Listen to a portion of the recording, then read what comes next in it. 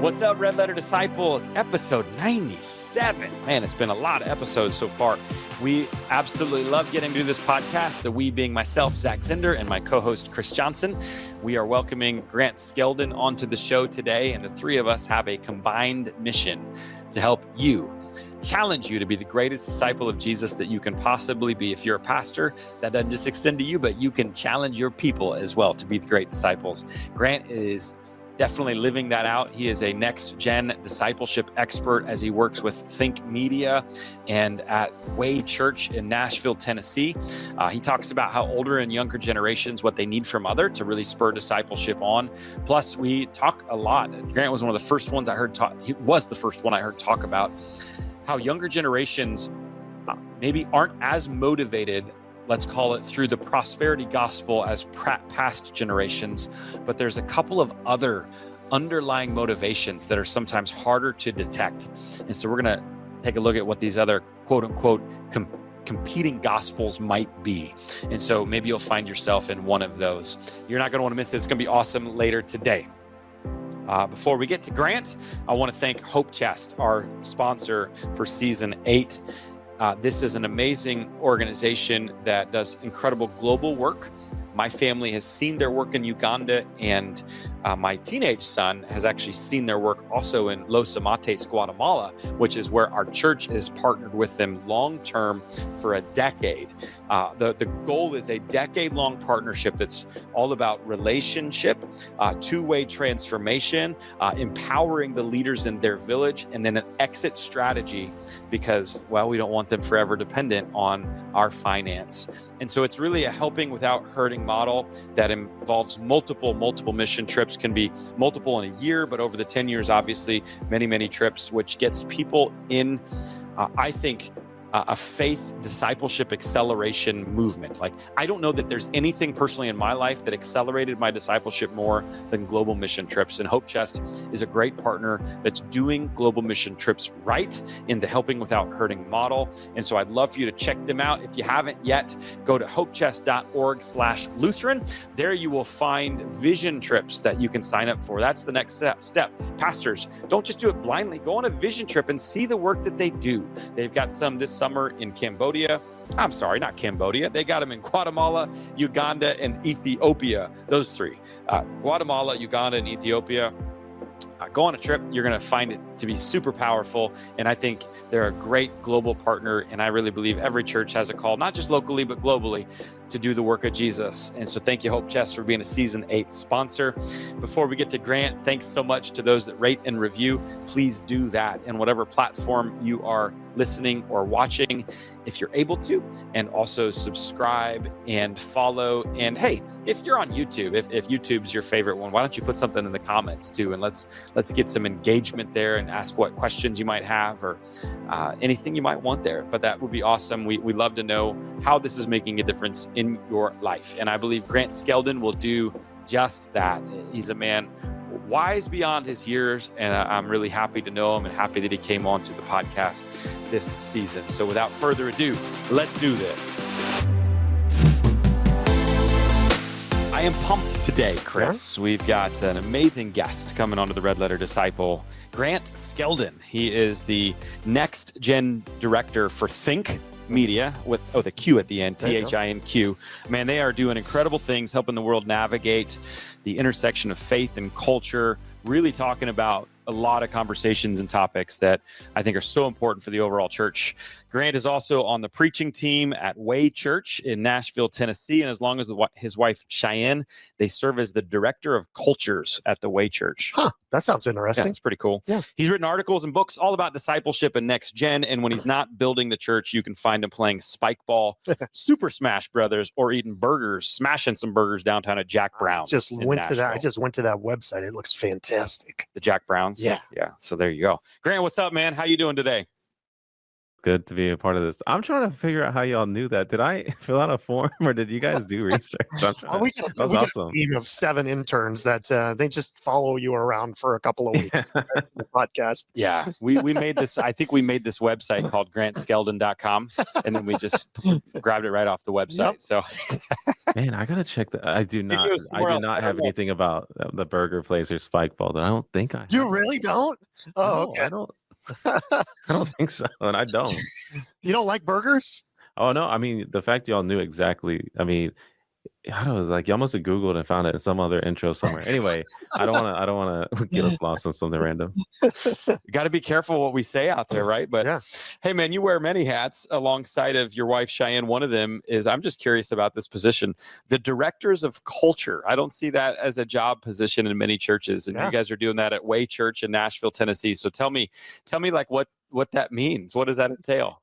Yeah, I keep getting asked about that role in the last few months, and it's been cool, I guess, to talk about it because for about a year, no one asked about it or maybe saw it. But I guess Way Church has started to really grow a lot. We recently had the privilege to be on Carrie Newhoff's podcast, and we just got a text last week that Carrie was even talking about Way Church at a different conference about next gen and what connects. And there's really an emphasis in our culture on a couple things that me and Cheyenne really help with. It's an emphasis on the culture around community and emphasis on the culture around missions, especially like local missions and not soup kitchen homeless ministry, though that is an expression, but especially like faith and work. We spend about a third of our life sleeping, a third of our life at work, and a third of our life in our free time. So half of our waking hours is at work, and I feel like we spend a fraction of our sermons on how to equip the saints for the work of the ministry, which they are half of their time at work. And so how to be have a missionary mindset is the language we use.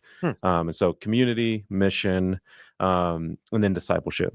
We do feel like you've got to have not just a model for discipleship, but a culture around discipleship where kind of changing the scorecard and changing what the heroes look like in your church to not just be a great speaker, but especially a great disciple maker.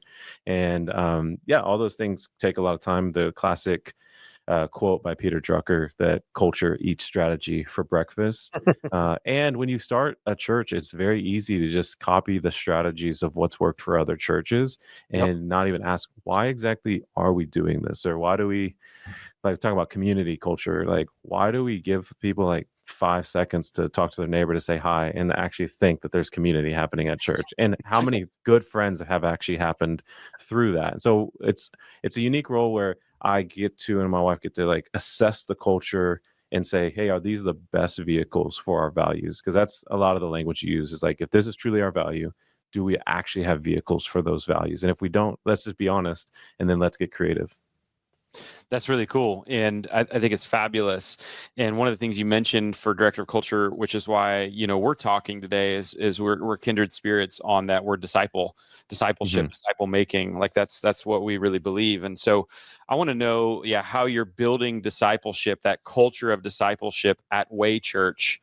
And maybe I'll frame it in the context of this question, because I've heard you say before, kind of one of your big lines is, we don't have a next gen problem, we have a discipleship problem. So talk to me about what that means, what the problem is, and then how you're, I guess, combating that problem at Way Church. Yeah, I would say the problem, of course, the underbelly problem being discipleship. And I say that because I feel like we often get consumed with the stats and strategies on how to reach the next generation. And at every season, that's a different generation.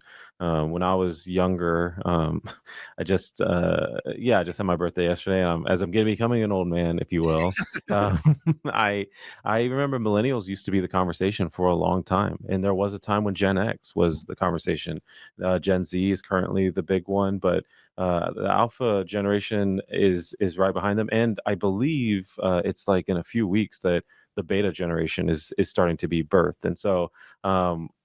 My point is we can like become consumed on what works to reach one of those generations, but it moves so fast, like technology, like fashion. What was cool for one generation won't probably be as cool for the next. And so instead of trying to learn the tips and tricks to reaching one generation, I I believe we should do what Jesus did, the timeless practice of start making disciples, because if you make disciples who make disciples who make disciples, they'll always be able to contextualize the gospel for the next generation. And every new generation desperately needs guides and mentors. I'm a big fan of the hero's journey concept from wow, I can't believe I'm blanking on his name, Joseph Campbell, and how Joseph Campbell like talks about, I call them linchpin leaders. You take Hagrid out of the Harry Potter story, and Harry Potter just continues to live in that closet. There's no big journey. He doesn't become this big hero. You take Obi-Wan Kenobi out of Luke Skywalker's story. That bro is just going out and looking at the stars, looking at the moon, wishing he could do something special. But he needed Obi-Wan Kenobi. You take Neo and you take Morpheus, you take him out of Neo's story. It's a whole different story. Like, he never finds out the world he's in. I always joke, Simba, he needed Rafiki. Like, if Rafiki didn't show up, Simba's just rejecting responsibility and having fun singing songs with his friends while his hometown is like burning. And so these younger generations will always need older, wiser leaders that believe in them, invest in them. I'm not saying critique. I mean, coach them. Like, hey, I'm with you. I want you to win. And so anyway, that's some of the culture we're trying to build. Like most young churches, we attract a lot of young people right now, and so we're more trying to like, hey, let's be some of the most honoring young people, the most intentional to invite and include and bring in older generations that get excited about what God could do in the next generation. That's cool. And so the underlying issue is, the generations are going to keep coming and coming, but we've got to get the making discipleship stuff going. And so older generations can be mentors, can be coaches. I really appreciate that. And so what then does it look like, if the discipleship is the problem, like what are some of the answers that get us moving in the right direction? I think what we've done a good job of in the last, especially since COVID exacerbated it, is I think everybody recognized discipleship is the answer and it's super important. And we know we have a problem. But if we just always stay stuck in the problem and don't get to the answer or some of the solutions, like, awesome, cool, we know it, but now what do we do? So what are some of the answers that or solutions that you might be seeing in your context? Yeah, I'll share this, and I'd love to hear y'all's thoughts on this, because you guys kind of have like a Pauline role in the discipleship world of the church. Like, you're getting to maybe not like, you're an expert in all things discipleship, but you get the privilege to talk to all of these different leaders that are really good at facets of discipleship. So I'll tell you kind of what we're thinking through and I'm thinking through, and then I'd love y'all's feedback. Yeah. If that's cool. Basically, we're trying to either create mentorship relationships or discipleship relationships, and I do differentiate those two. I don't think one is better than the other necessarily, and I don't think one is bad, that's for sure, compared to the other. I do think they're different. I will say I think discipleship is a little more robust, but some seasons, if you're getting mentored, that's still a huge win. And there are mentors that have totally transformed my mind and my life and the way I approach the world. But I would say that mentorship is meeting with someone. It would be if someone came to me and said, hey, you want to come and meet with me? And I had someone who did that with me. We went to Cracker Barrel once a week, 6 a.m. It was classic old man, like little Bible study. And that was really cool and huge for me at the age of 19 years old. But I was very fortunate to have someone disciple me actually right after I got saved. I was 16 years old. It was one of the first times I ever went to church on my own volition, and I wanted to be there. And just by the grace of God, one of the youth pastors there, which I don't think you need to always get discipled by the pastor. In fact, I think it should be decentralized to a lot of other people.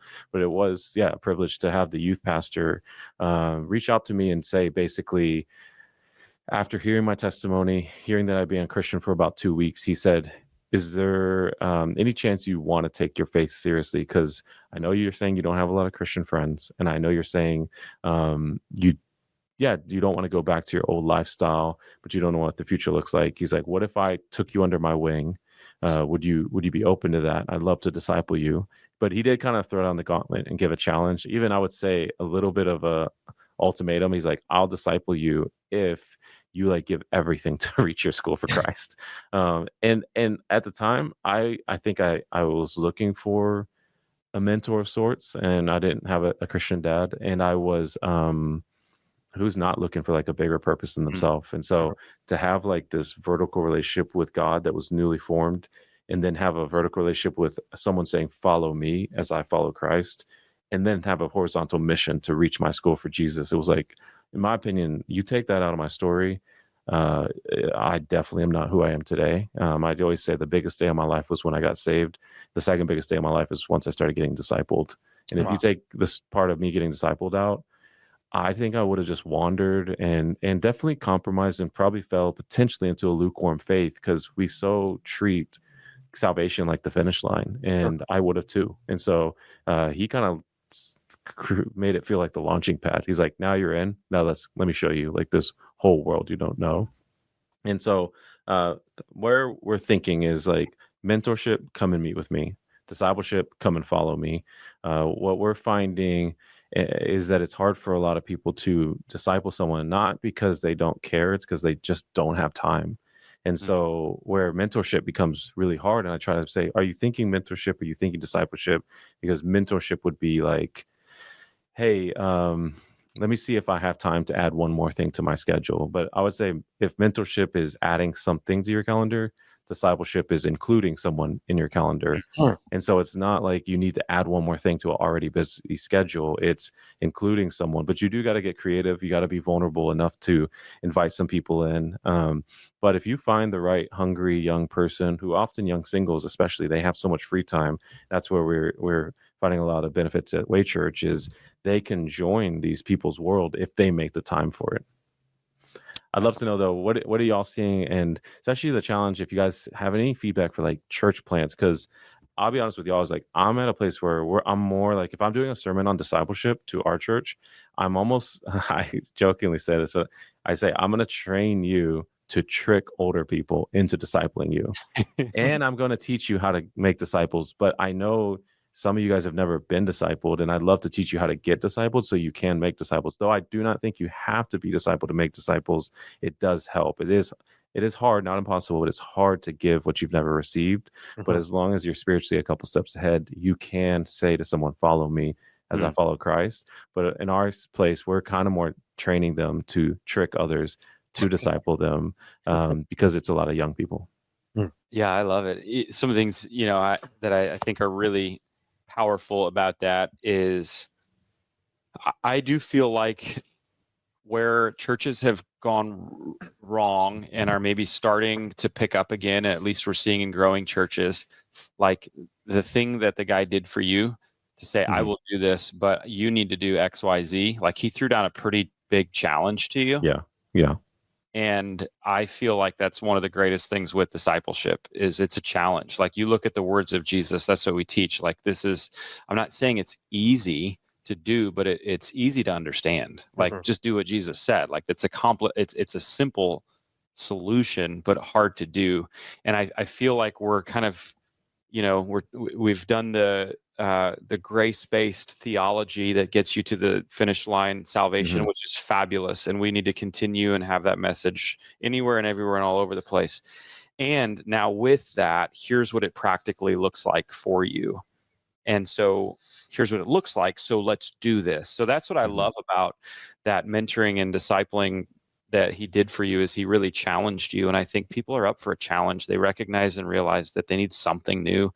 That's Gen Z, not just Gen Z, but older generations as well. There's so many that are empty and feeling, like there's something missing. And I think that challenge piece is so critical that we're starting to see more and more churches do that and see really good results from it, if that makes sense. What about you? Yeah, I think I love the a couple of things that you said that I resonate with is that you said that mentorship is adding something to your calendar and discipleship is adding someone to your calendar.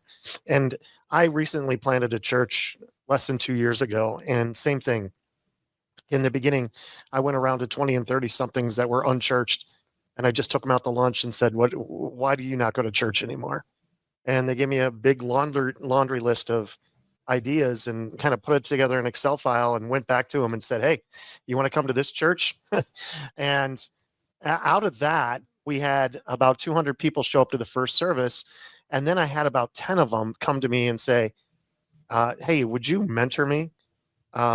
And I didn't even know really what that looked like, because and Zach is way more of an expert in the discipleship than I am. But then I started thinking about the people who had discipled me, and mentored me. And it was always like, it was not any kind of program, but they made time for me. Mm-hmm. And they would do things like, hey, let's go for a walk to go get a hot dog or something, and I was like, okay, we're just going to go get food early in my Christian life, and then it's an hour conversation about who God is. And so for me, So he tricked you into discipleship. he really did. He really did. We just got to start tricking people. He didn't say, hey, let's go talk about God for an hour. He said, let's go get a hot dog, and I'm like, oh, okay, I'll do that. But that's what I'm realizing more and more. It's that spending critical time with someone with a plan, and putting that time aside. And I think that time has become one of our most valuable resources right now. So I like the fact that you said this. It's cool that your youth pastor did it with you, but like, I can't disciple 200 people. I feel like I can't do that. So I'm at the beginning stage at that church plant where I'm trying to figure out, who are my leaders, who can make disciples, how can I equip them and disciple the disciplers. You know what I mean? Yeah. Like, it's great. Yeah. That's definitely where I think having a culture of discipleship helps, because I was just with one of my close friends, Will Chung. He's the pastor of a church in LA called Beloved Church, and we were both preaching at a young adult conference in Philadelphia, and he was saying that basically, like, talking about how we basically he was hearing me preach a discipleship message, the whole, like, I'm gonna teach you guys how to trick someone into discipling you. And I'll tell you, my thing is, like, I tell them there's 4 quadrants of someone's life, especially. It's their work life, their church life, their family life, and their personal life. Personal life being their hobbies and the things they like to do. And so when I tell young people, what you should do is find out whatever the person who you want to be discipled by, find out what they like to do for fun, and then act like you want to do that too. Because everyone likes to convert people to their hobbies and their things. And if you get someone talking about the thing they invest so much of their free time to, they just can go on for hours. So you want to, like, find what's that thing they could talk about for hours. If it's making Lego builds, to hunting, to pickleball, to sourdough bread, whatever it is, like, for me, it was a guy who liked to run and liked to jog. I love making fun of people that like to run. Like, I just think it's the most random thing. It's like, you go outside just to go on this long run, and you're like, where did you go? And it's like, oh, nowhere. I just came straight back to where I was in the first place. Amen. Yes. And this runners, and they always post about it. They let the left hand know what the right hand is doing. Like, no one who runs does it privately. They got to let you know their speed, their pace, their exact, like, route. You could, like, kidnap them perfectly, because they go early in the morning and tell you where. So I'm, like, more joking about running, but the guy I looked up to loved to run early in the morning. And I told him, like, hey, I know it's been so hard to get time with you, which, again, meeting with him was hard. The dude's a very busy business leader. But when I asked him, is there any chance you'd be open to me running with you? I'm trying to get into running more. And all of a sudden, his whole tune changed. Just like, all of a sudden, he has all this time because he's already doing that. I'm trying to find, what are things you're already going to be doing? You cool if I just, like, am a fly on the wall? And all of a sudden, he's like, are you free tomorrow? Actually, if you want to get into running, I'm running tomorrow at 4. And I love to say it was the best discipleship experience. I was like, it feels weird to me to set your alarm for 3 something, like, just terrible. Like, that's a nap. That's not even sleep. Like, and so I showed up, though. I'm really big. Like, you guys know, you got to be faithful. You got to be available. You got to be teachable. I'm like, hey, if I'm not faithful and show up when I say I'm going to show up. So I show up at 4, and this bro didn't even show up. Like, he didn't show up at 5. By 5:10, I left, and around 7:30 I get a text from him saying, when I said 4, I should have been clear, I meant 4 p.m., not 4 a.m. Oh, man. Oh, God. And I was like, okay. But actually, I was kind of thankful, because I was like, I was like, yes, like, I'm so glad I showed up, because this guy now knows I'm so serious about I keep my word. Like, if you say 4, I'll be there. Because I do think, and this is what I encourage young people a lot, is the bar is so low for young people. It's like on the floor that if you just do good, you look great. And so if you can really be great, you look like almost like a freaking unicorn to the older generation. And it sets you apart in so many ways that if you actually like live out 1 Timothy 4:12, like don't let anyone look down on you because you're young. Set the believers an example: speech, conduct, love, faith, purity. Like you actually live that out, it sets you apart in so many great ways. And that guy I ended up ironically running with him quite a bit, early in the morning, sometimes after work. I did a half marathon, and I walked a lot Nice. of that marathon. But like, it's what got me time with that guy. And it started in his personal life, but eventually he was speaking at DTS once, and he's like, hey, that was more of his church life. Some of stuff he was doing at the village church.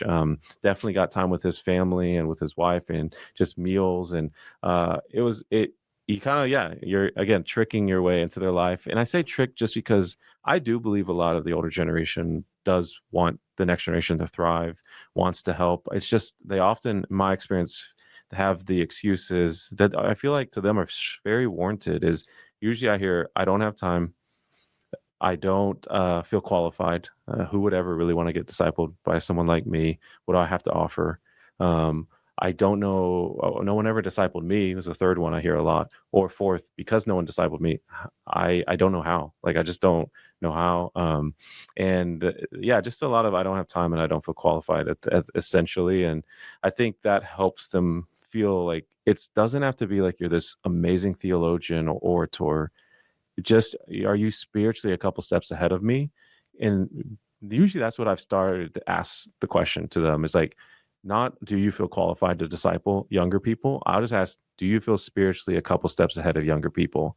And most of the time reframing it that way has helped, because even Paul didn't say follow me, he said follow me as I follow Christ. All he's saying is I'm spiritually a couple steps ahead of you, but I'm also still going towards Jesus. And so it puts the pressure where it needs to be, and Jesus, of course, can handle the pressure of discipleship. That's amazing. And I think there are some generational differences, and that's really important to look at. And so I'd love to kind of ask you, who really thinks about next gen, talks about it, it's kind of at that intersection. What you were the first one I heard talk about different gospels and different motivational factors for the younger generations. And it doesn't feel like a lot of them are motivated by the same thing as, I'm an old millennial, Chris is Gen Right. X. And then obviously baby boomers above that. It doesn't feel like they're motivated by the same things that we might have been tempted by. Mm-hmm. And so can you kind of break those gospels down, or what you mean by those? Right. So I grew up when Calvinism was like really popping off and really big in the church world. And I bring that up because at that time, if you guys remember, I just feel like the prosperity gospel was getting a lot of attention. Yeah.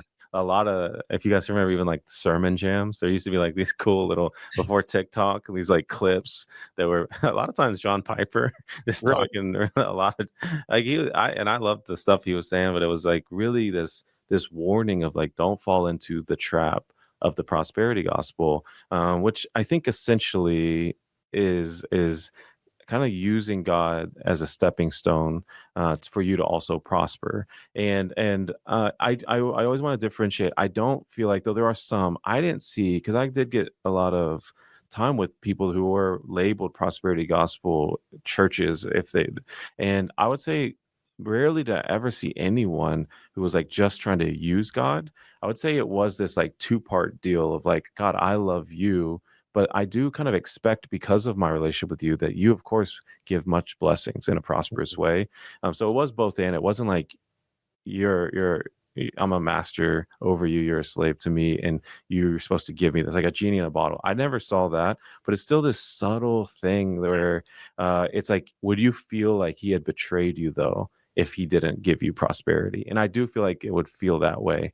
And I don't think we're above that, of all different denominations. But where I feel like that subtle temptation, think Screw Tape Letters, where you kind of have that Paul and Timothy, but reverse a demon training a younger demon on how do you subtly get this person away from the light. Some of the language used, like if we could just get them subtly away from the light, being God, that's a win. And I think the subtle temptation is not to use God as a stepping stone for prosperity for the next generation, because they are so motivated by making a difference and making an impact, and they're less motivated by money than generations in the past. It doesn't mean they don't care at all, but they do want to make an impact. Business Journal found that 52% of young people would take a pay cut, a drastic one, and a demotion in their title if they had a role in their job that they could see was making an impact in the world and making a difference in the culture.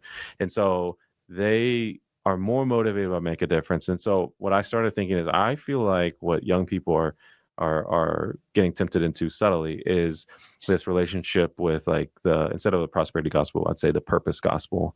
And I do think a lot of the preaching that really resonates, especially with young adults, is this purpose centric gospel, where it's like, God isn't good. They don't preach about how God's blessings is going to prosper you financially. It's more about how he's got a calling on your life. There's a destiny within you. Like, it's so much hyper focus on calling. And then you got to ask the other question, where the first one was like, would you still love God, or do you feel like you are owed prosperity? I would say, like, would you be okay if you never did massive big things for God, but he was right there with you this whole time and you grew in your relationship with him? And if he's not enough, then it's God and something else. However, lastly, I do think at this point I'm more concerned about, and I think even bigger than the purpose gospel, ironically, and especially for leaders in the church, and that's in pastors, that's speakers, authors, musicians, nonprofit leaders, marketplace leaders.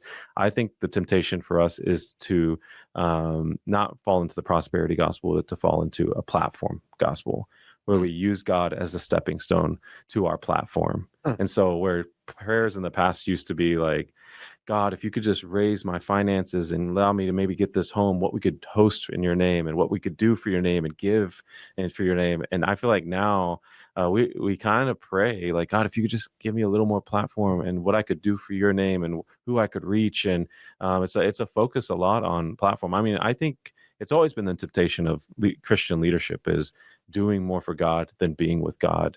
But it's harder to detect a platform gospel, in my opinion, because it's wrapping God's name around it. So you don't fully ever know someone's motives of why they're building a certain platform. Sometimes you can tell because their EQ is just terrible. But there's a lot of things where it's like, we don't know if this is for them or for God. And I think generally people do all this mostly for God, but I think there's varying amounts where we do mostly for him and some for us. And so it's almost like we make this deal with God, especially young leaders. We struggle with this, and we just got to detect, is this happening to me? Is where we're like, God, I want to raise your name.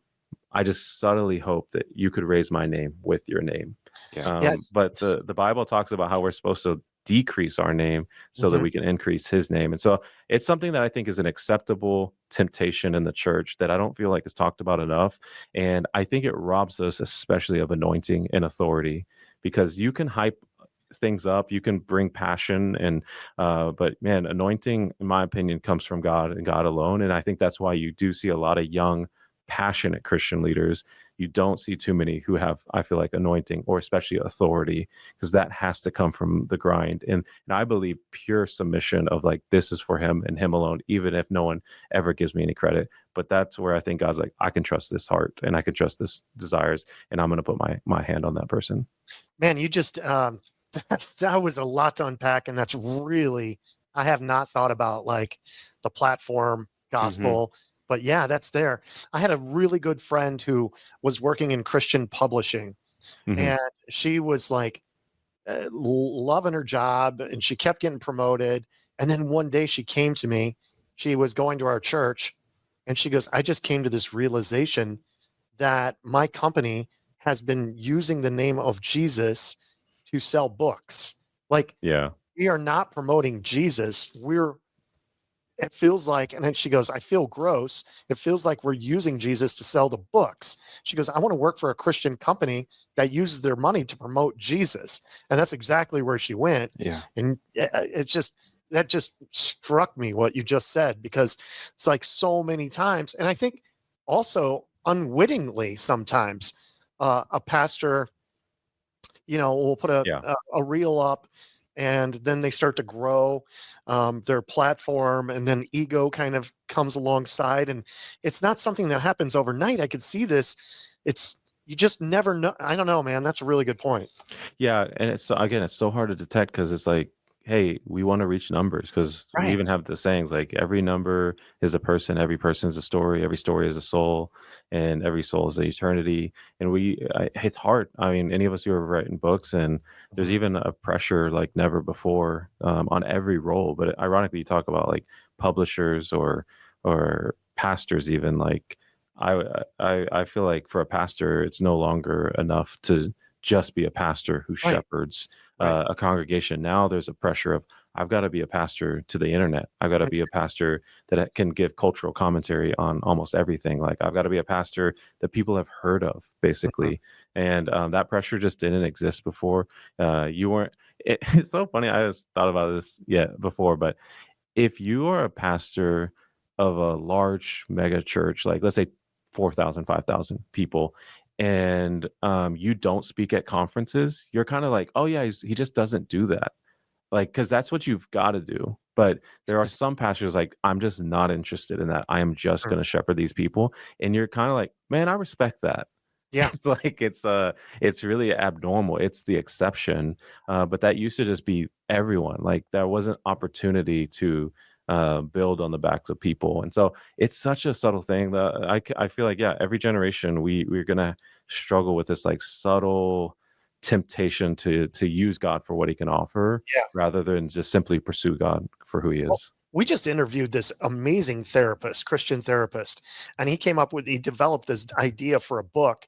And two publishers reached out to him and said, "We really want to put this up, but you don't have enough of a platform. Call us Yeah, back when yeah, you get 100,000 followers." Like, yeah. it's not enough to just, like you said, be a good pastor. It's not enough to just be a good therapist. It's like now you've got to, spin all these plates sometimes. Yeah, Yeah. yeah. When you first talked about it at the Think, maybe not first, when I first heard it at the Think Next Gen Summit, I was really trying to do a self assessment, honestly, because I hadn't heard those words before. And I think everybody listening probably is familiar with the prosperity gospel Mhm. and has a good understanding of that and how, egregious that can be. But you use words like when Jesus is your stepping stone and not your cornerstone in any of these, like that's when it Hmm. becomes a problem. I think for me, the one I struggle with is the one in the middle, the purpose gospel. Right. And I've had to really wrestle through thinking like, because I genuinely believe that, we all have a calling, Hmm. and my life mission is to help everybody be the greatest disciple of Jesus they can possibly be.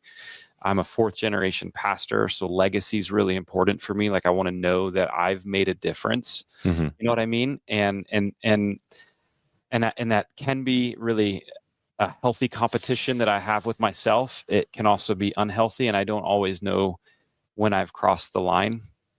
And so I've really had to wrestle with, am I doing all of this to really help people be great disciples? And how about this? If everybody actually became really great disciples, but they didn't know my name, would I be happy? Hmm. And I don't know. Like I struggle. Like on good days, I'm like, yeah, I would, and on bad days, I'm like, no, I wouldn't. If I'm honest with you, is there one that that hit that's harder for you? Zach, I think the purpose gospel is probably close, maybe a little closer to me most of my life, but lately I have felt the a platform gospel temptation just because I think purpose gospel, just knowing you, even like you guys calling this red letter like challenge, like that's a group of people like if you guys are okay with like God's called us to something higher and you're probably attracting those that like want to be developed and want to make an impact on the world. I gotta assume you like church history, and I feel like young people who love church history, they love revival, they love discipleship, they have like they love richer theology, and like some of the I just don't see in the writing today as much. Like when I read like books by Spurgeon or George Mueller. I feel like the books back then were about like devotion to God. It was like such devotion. And I feel like church leader books today are about like impact and growth. And ironically, those leaders back then were like not focusing on purpose, if you will, or platform. They were focused on such devotion and dying to self, but they built some of the biggest churches or orphanages and moves of God. So they became like, they did grow and they did have all these big things. It just, that wasn't like the target, that was the byproduct. And I do think, yeah, if I grew up with generations of pastors and like probably, I'm sure, changed your scorecard at a young age of what it looks like to be successful, if you will. For me, Charles Spurgeon, George Mueller, William Wilberforce, C.T. Studd, and Martin Luther. Those like are my big five. And then someone random who's not real is George Bailey from It's a Wonderful Life. I just always liked that guy. Like this idea of being a young person who, if you took him out of your city, it would impact the whole city. Unfortunately, he begrudgingly was in Bedford Falls. I always thought at a young age, what if I was like all in my city and in my nation, that if you took me out, it actually had a huge ripple effect. And I enthusiastically was trying to make a difference there. And so I say all that to say, yeah, I really, Purpose Gospel has been big. But since starting a podcast and since pursuing writing my second book, because I was very lucky to write one with Zondervan about 5 or 7 years ago.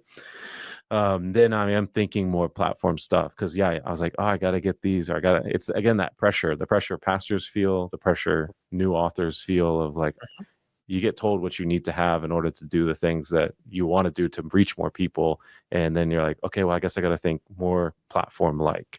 And last thing I'll say on this is think about the implications for young Christian leaders that are like at college age or that age. Like, I feel like they're the ones who are getting the brunt of this the most because I don't feel like discern their heart and motives as much as you learn to as you get married, as you have kids, as you just get more mature in your faith and God becomes a bigger mirror to like your heart and soul and mind. But when you're young, I think that's why we're seeing so many young kids feel like, you know what?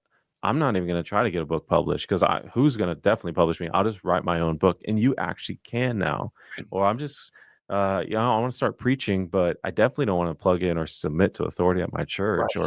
Or they want me to be an intern for like a year or two or a residency program or all this stuff. Forget that. I'm just going to like start a TikTok or a YouTube channel, like, or start a podcast. And even if you like don't have the money or the bandwidth or the time to give towards starting a podcast and the video equipment and the editing, you're like, all right, I'll just do TikTok. Just my camera. I have that. And it's just this pressure of like, you don't have to go through the gatekeepers anymore, which the good thing was the gatekeepers did require you to go through the hidden season with Jesus, which usually formed your heart, your mind, your message, your experience, your motive. And that's where I'm probably the most concerned is what that's doing for early 20 somethings as they're just don't have to wait and they feel the pressure to go like right now. Mm-hmm.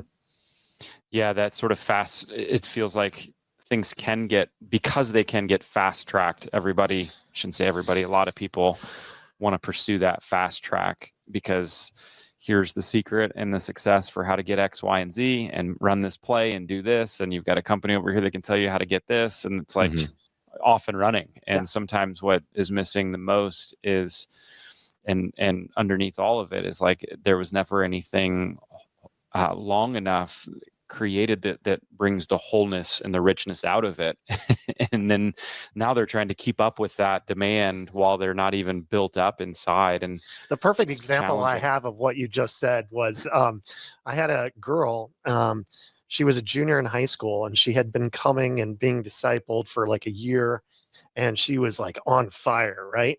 And she came to me one time. She set an appointment, came to me one time, and she goes, "Hey, I want to speak at one of these like Christian conferences, like this exponential, or like earnestly thought that she could do it, Right. And like that's part of me. Like part of me loves that side of the young generation. They're just like, no, I can totally speak to 20,000 people. I've been doing this for a year now. I'm ready to go. Just show me how to do it. I was like, well, it's going to take some time. Right. Yeah. Yeah, hone your craft a little bit. And so, as you have a real good lens on, I think, what's going on in culture with millennialism, with Gen Z. What are some of the like big conversations, especially I think that you guys are having on the think media side, that we need to be thinking about, at least, if not being a voice to kind of be supportive of the people that we either pastor or lead, or just that we're in daily life with? What are some of those conversations that we're maybe missing out on that probably need to be more at the forefront? Yeah. I would say the most current thing for me is I'm like super fascinated and focused on what develops high capacity young leaders and reverse engineering that so that we can normalize it and multiply it. And so I use the example, of course, of discipleship. I get the privilege to convene and do private retreats for so many high capacity young leaders, whether they're speakers, authors, musicians, pro athletes, actors, reality TV stars, are like TikTokers. If they're Christian, especially if they're in culture and they're taking Jesus into those spaces or want to live a more bold faith, we think it's super important that they have community, that they get to be encouraged by others that live at the pace they live, maybe are on the road quite a bit, have to navigate brand deals or partnerships or leading teams, stuff that they got thrust into by the grace of God at a very young age. And it's crucial that they are getting other like-minded Christian friends around them, and ideally mentors who are in the same type of industries that can help them navigate those spaces. And so I say all that to say, as I get to be around them, I've started studying the last couple of years, like, what's the common themes in these leader stories? Like, what are milestone like moments that develop them into who they are, and are we able to figure those out and then make them more normal in the broader church, so that these guys aren't like the unicorns, if you will. They're not like unbelievable, like exceptional leaders that only happen now and then, but it's more like, oh no, we want to do in our power to replicate this more often. And just a couple of those things, I'll be quick with this, although I could talk at length about each one of them. Is like the basic Christian ones that we focus on a lot is the discipleship person in their life, of course, some type of mentor or guide or investor.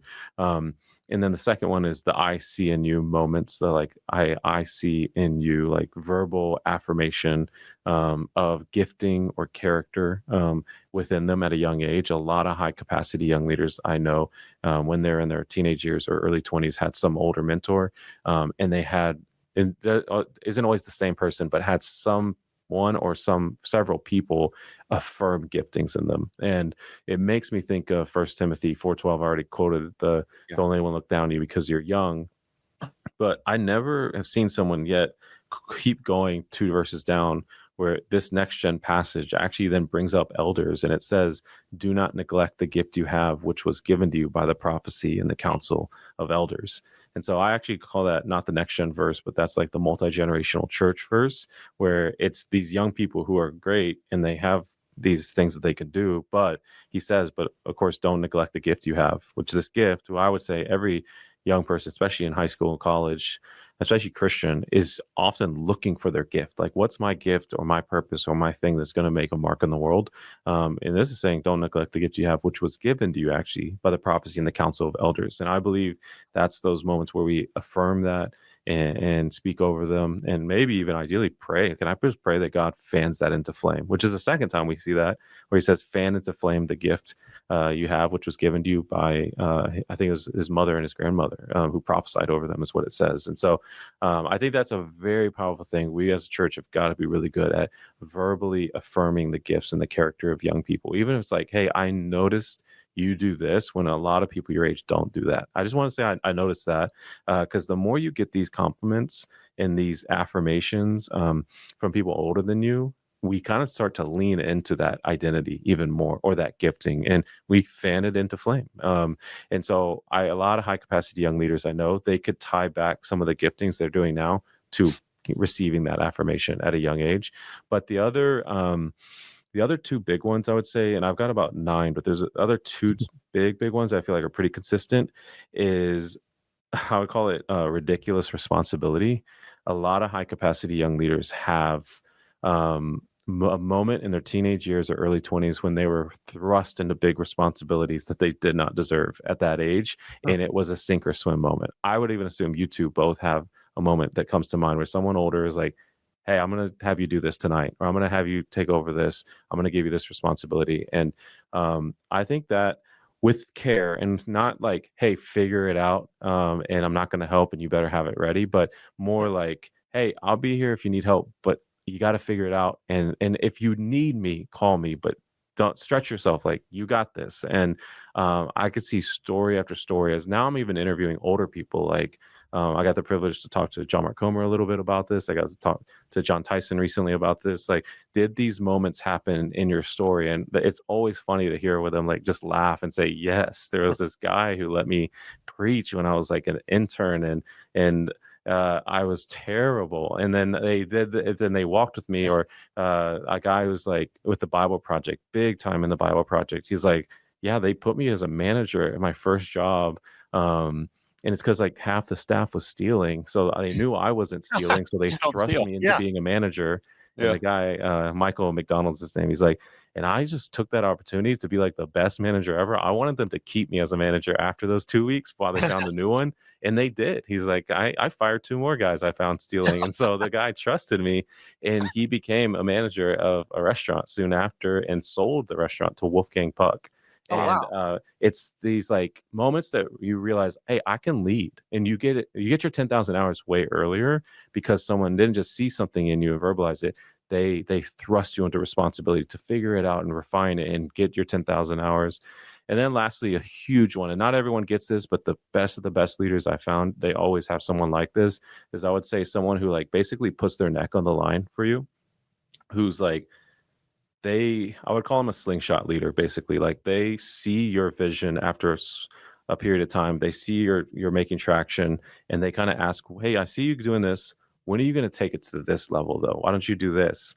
And usually as a young leader, they're like, of course, I'd love to do that. That'd be amazing. But I've got the budget to do this, the staff to do this, the connections to do this. And I would love to do that one day. I think I'll get there one day. And he's like, well, don't worry about the budget or the staff or the connections.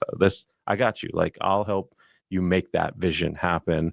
And they throw in, whether it's the money, the connections, the experience, they make it really easy, and it slingshots them to a whole new normal. So those are things that I'm really thinking about, and I think all of us can do for young people, is like the I see in you moments, mentor and disciple them, thrust them into controlled responsibility, if you will, but big responsibility, and put your neck on the line. Not for everyone, but we could all do that for someone. That's really good. You know what? The common thread I think I'm hearing through a lot of what you're talking about is the importance of generations working together. Right. And so we've talked a little bit earlier about, if you've got a Gen Zer that, you want to be a greater disciple, like trick somebody older into discipling you, and just here's what you can do. And now we're talking, it sounds like you're talking to largely older generations of things they can be doing for the younger generation.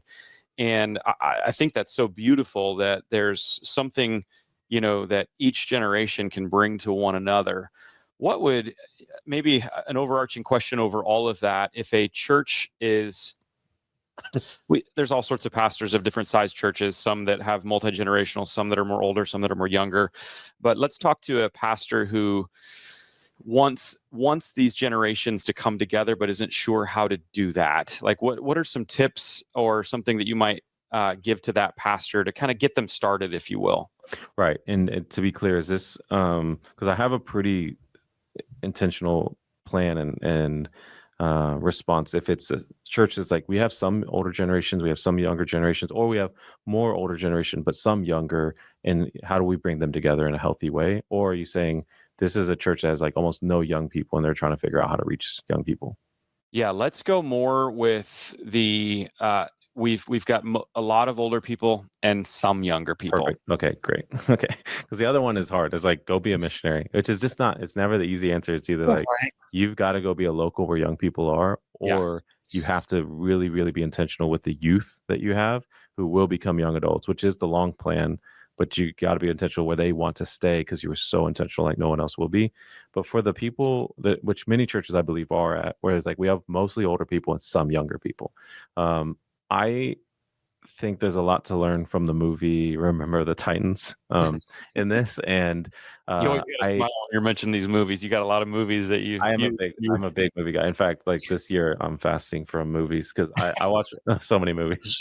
I do use them in godly ways here, so I Yeah. think there's a redemptive purpose for it. But for Remember the Titans, I part of why I bring it up is because I do a lot of unity and not just generational work, but also multiracial unity. I care about it a lot as well. And I just started realizing that a lot of movies around racial reconciliation are often sports movies. And I was like, man, I wonder why that is. Like so many of the movies around racial reconciliation is like Remember the Titans, The Blind Side, Glory Road, about like the first starting basketball team that was all Black athletes who won the title that year. There's Race about Jesse Owens. There's 42 about Jackie Robinson. It's a lot of sports movies, not only, but especially sports movies. And I think why that is it's like people who are very different than each other that care about the same thing, but their differences are getting in the way. And eventually they learn to like care and work together for the passion that they have here than the passion they have of whether it's hatred or indifference or dislike or misunderstanding about each other.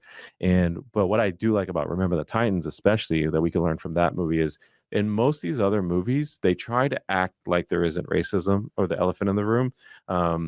But eventually they can't avoid it, even if it's from other teams and other places that they travel. It comes up, and they've got to learn how to work as a team and realize each other's story is what they do through the journey. And Remember the Titans, though, man, those guys aren't trying to hide that there's racism. There's like right away, even the moms and dads are like, my son is not playing for this coach. And the other players are like, I don't want to play with you anyway. And the mom and dad's like, yeah, get out of here. We don't care. They're like, there's no like, maybe there's an elephant in the room. It's like, for sure it's here. And what I like about that is I believe it's Coach Boone or Denzel Washington's character. He has to then navigate like very different people with not just, which I think most churches, they have a little bit of underlying tensions between generations. Like, man, why do they do this? Or why are they like this? Or why is their work ethic like this? Or why are they taking so long to get married or graduate college or figure out their purpose? Or they want to do worship like this, or even the music they listen to, or tattoos or whatever. And that's that. So there's some tension. That's not like we hate them, we don't want to be around them at all. So there's sometimes, but I don't see that too often. But it just helps to address there is some tensions between the generations. And what the movie does is takes them on a retreat and gets them together. And to me, the linchpin moment of pairing up all the people together, but especially is when the white player, Bertier, who's the most influential white player, and the black player, Julius, the most influential black player, once they become friends and they defend each other against even their own ethnicity, that is a breakthrough moment. Like literally they start singing "We Are the Titans," the Mighty Mighty Titans, after that cutscene, because it was, and to make this now for churches is, I think it's super important to find out who are some of the most influential young people to the young people, and some of the most influential older people to the older people, and we really need to make sure those people are close and they build relationships. And it doesn't need to be the whole congregation. That's really hard to handle and chew. But a palpable next step is finding, and if you really want to do it, I think right is find out, like ask the young people who in your church do they appreciate that's older, that they feel like who are the older people who seem to love the next generation. They get excited about the next generation. They like spending time with the next generation. It's one of my most fun things I like to do when I consult churches is meeting with some of the younger staff, and especially the young people, not just staff, and saying, yeah, who are some of the older people who you feel like they love on you guys well, they encourage you guys, they get excited to spend time with y'all, they love to host y'all, all the different ways that they show love for y'all. And they'll start naming names, and I'll write down all those names. And then asking the older people, who are some of the young people who honor you guys, who are plugged in, who've been here for a long time, and sometimes always want to leave room, and sometimes they don't always like. They may they really want this church to reach the next generation, and sometimes they get frustrated that they're not. So I want to leave room. They are the minority, and they want to reach the next gen, and often we're not giving them much power to. So just there might be a couple who are a little frustrated, but they have not left. Who are those young people? And they got to have a good character. They can't just come in like guns blazing. But I find those people, and then could we do like a retreat? Or at least even a one-day thing, just get away for those people, because those are people within your church at different generations that have a propensity towards each other. Like they already are older people who enjoy the next generation. They are young people who are staying, even when they could go to the 2 or 3 young churches in town that all the other people go to. A lot of major cities have those 2 or 3 churches, but they stayed at your church. And then how do we get them strategic time together, especially the most influential older person and the most influential younger person, and have them, I would even have them watch that movie and say, like, realize the power you guys have in this church, that if you guys got together and you guys started discipling and building relationships and just how much it would help heal some of the church and impact the culture of this whole church, that it's a linchpin relationship within the church and creating healing. It's cool, bro. I love that. It's great. We ask all our guests to challenge our listeners that if there's one thing practically that they can do this week to be a greater disciple, what challenge would you issue? Because it's the easiest one to do is, I think today I would say text the person who is older than you, who, if you took out of your story when you were younger, it would impact who you are and what you're doing today. Like that person who did something, said something, believed in you, opened doors for you. Text them, just say thank you. Like think of the 10 lepers who got healed and the one that actually came back to said thank you. There's so much power. And even if it's in 5 years, 10 years, 15, 20 years since y'all talked, just texting them saying, hey, I was just thinking of you, and how when I was 12, when I was in college, when I was whatever age, you encouraged me in this area, and I'm still doing that because of what you said. Or I'm still, you were the first person to see this in me, or you opened this door and it changed my life. Whatever it is, you know what that is. But I would say text that person, and then also today text or tell this week some young person, if you've noticed anything in their character that's different than the rest of the generation, especially that are unchurched, or you see anything in their gifting or their talent that you could like verbally affirm, I think go and do that. So like remind and thank the person who helped you become who you are, and maybe become a part of helping someone become who they will be. It's easy to see, Grant, why you are a voice that kind of brings generations together. So love that challenge. If you take that on, listeners, hashtag Red Letter Disciple, let us know. We want to encourage you along the way. Chris, what you got for Grant? We custom make a game show for every person that comes on Red Letter for over 89 episodes. Something like that. Yeah.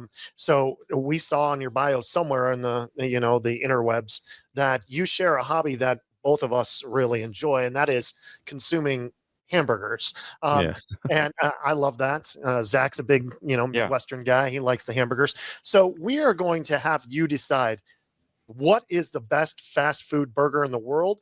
This episode comes out the day after the NCAA tournament championship game is. So we put 8 teams in a bracket, and you are going to 8 burgers in a bracket. You're going to decide today, Grant. First round is Burger King versus Culver's. I am going to go with Culver's, though this is a guess because I haven't had it, but the quality of the place is hopefully informs the quality of that burger. Well, I could switch Culver's out. Okay. Well, we'll just advance. No, I want to go Culver's. Right. I think they had a good stuff, and I just assumed the burger was better. Don't you influence. I'm not saying anything. All right, round 2. Round 1, game 2, Whataburger versus Hardee's. Whataburger. Okay. We're going to go Whataburger on that.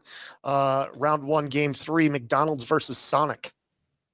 Definitely McDonald's. My wife loves Sonic, and I almost never want to go there. When I go there, I've never felt good after that. And I haven't either. I feel like McDonald's is making a comeback. I think so.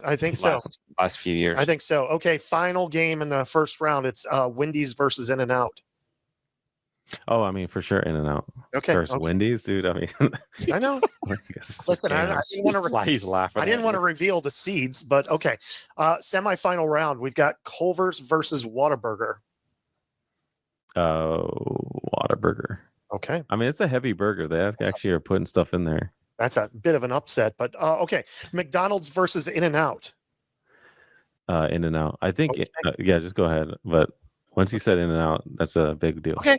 The championship for best fast food hamburger in the entire world, as decided by Grant. Whataburger in the title game versus In-N-Out.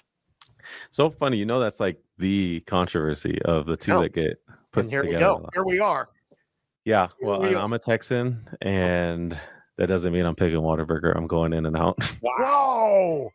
Okay, there you have it. Which out of the two, that is the correct answer. Yeah, I have never had In-N-Out in my life. Man, you haven't had In-N-Out. Yeah. And Grant Culver's hasn't had is Culver's. amazing. So Grant, I would go Culver's Yeah. all the way. Yeah. I the don't whole thing. think That's good. Butterburger- I'm gonna try it. You got to do it. I think the Butterburger Butterburger is even jam. superior to In-N-Out, my Yeah. opinion. I think the Whataburger is highly overrated, but this isn't my show. Actually, it is my show. Yeah, but it I'm is, not the but guest, you're so not the you are. guest. So, All right, there we go. We've decided it. The best. but you would have what was it, Jack Brown's over that? I mean, I think if anyone's listening and they live in Tennessee or come to Tennessee, that I think Jack Brown's is some of the best burgers. It looks amazing. I'm gonna, yeah. It's awesome, bro. Great, man. Thanks for being on. If people want to connect with you, where can they find you? Yeah, luckily, my mom's Mexican, my dad's South African, and I've never seen my last name before, so I am the only one. I have Grant Skeldon everything, grantskeldon.com, if for speaking or more info or books, and then on social media at Grant Skeldon, whatever platform it is. Cool, bro. We'll put those links in the show notes. Thanks for spending time with us, and really appreciate your voice in discipleship, especially kind of bridging generational stuff. God's doing great things through you, and so it's an honor to have you, know you, be friends with you, and let's stay connected. All right. Yeah. Thanks, Zach. Thanks, Chris. See you, buddy. Thank you. Bye.